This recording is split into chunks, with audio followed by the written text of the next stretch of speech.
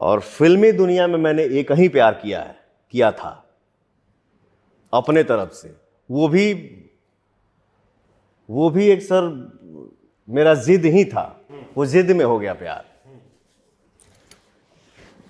इसके बाद मेरे जीवन में जो भी हुआ है सर, वो कहा जाता है ना कि अगर इंसान अपने घर में किसी जानवर को भी रखता है उसे भी मोहब्बत हो जाता है। अगर पवन शुभांकर एक साथ रहने लगे या ज़्यादा काम करने लगे तो क्या हम लोगों में दोस्ती नहीं बढ़ेगी, मोहब्बत नहीं होगा? मतलब इसका लोग गलत भी निकाल सकते हैं, आजकल तो लीगल हो गया है, लेकिन हाँ भाईचारा वाला बढ़ जाएगा।